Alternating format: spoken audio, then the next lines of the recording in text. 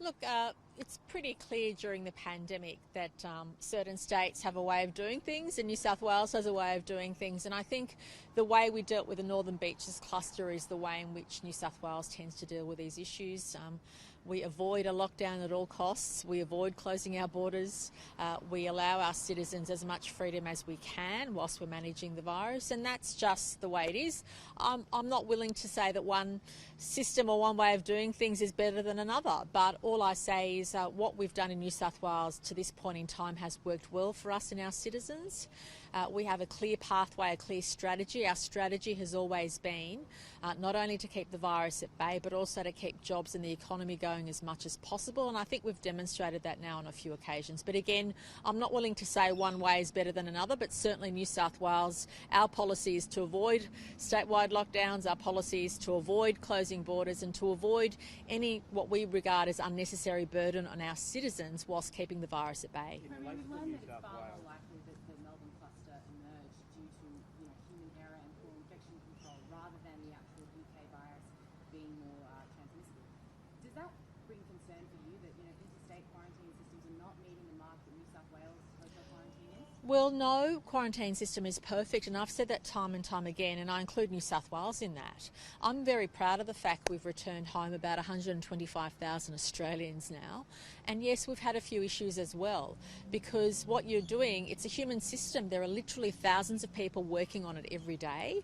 And, just a few seconds of distraction can mean someone who ordinarily does the right thing all of the time unintentionally causes the virus to get out. And we have to accept that's going to occur, but it's how you deal with it that matters. But the other thing that's really important is to make sure you've got those high standards, to make sure you've got those systems in place, because that's what will prevent the virus coming out. So whilst human error is more often likely the case for something getting out than not, you also have to make sure your processes are as tight as they can be. And we keep tweaking. Every time there's an outbreak in a different state or something overseas or a learning, we actually tweak our system, because no system is perfect, but we try and make it as tight as possible.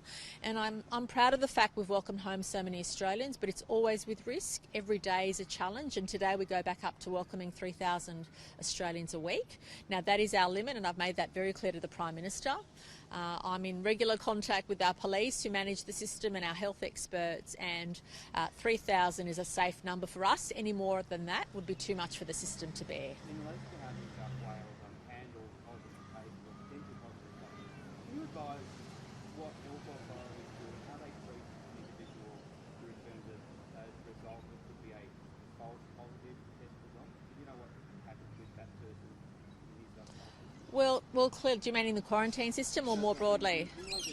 Broad testing, right? So Victoria had false positive. Right.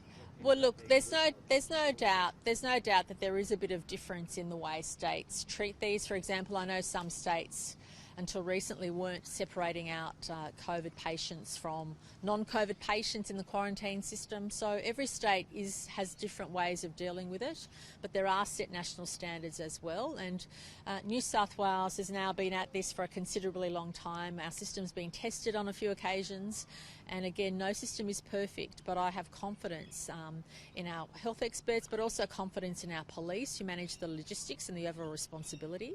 And I think what's really important is to accept that during a pandemic you have to keep learning.